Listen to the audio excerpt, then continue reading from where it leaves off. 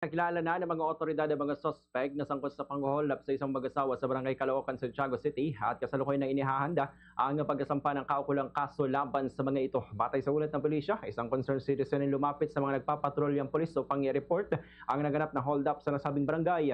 Agad nawang rumesponde ang mga otoridad at nagsagawa ng paunang investigasyon sa kanilang pag-isiyasat na pag-alaman na hinarang ng dalawang suspect ang mag-asawa habang papauwi ang mga ito sakay ng isang tricycle. Ang mga suspect inakasuot umano ng itim na t-shirt, itim na shorts at itim na helmet, sakay din ng itim na motorsiklo na walang plaka.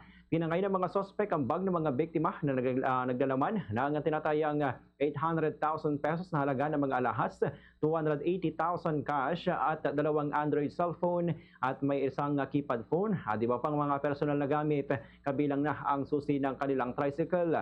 Matapos ang insidente, mabilis na tumakas sa mga suspect patungong timog na direksyon, partikular sa bahagi ng Baluarte Quirino Road. Sa pagpapatuloy ng investigasyon, lumalabas na posibleng minanmanan ng mga suspect ang aktibidad ng mga biktima na nagbabay and sell ng alahas dahilan upang sila ay targetin.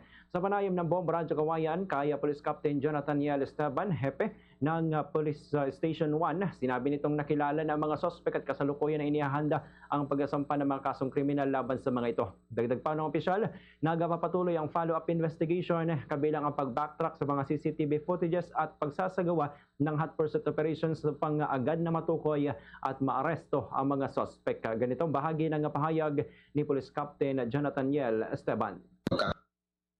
Kilanlan ng mga gumawa nito, sir, at pinahanda na namin yung mga kaukulang kaso sa kanila, sir. Yes, sir. Bali, itong naturang victim, sir, is talagang sila yung buy and sell ng mga alahas, iba't ibang klase ng alahas. Ngayon, based sa amin na lang pag-iimbestiga is parang itong masasamang loob is nakuha nilang malaman yung mga natura nilang aktibidades kung saan talagang pinagplanuhan nila itong pangyayari na ito, sir. Fast sa radyo! Bumbo!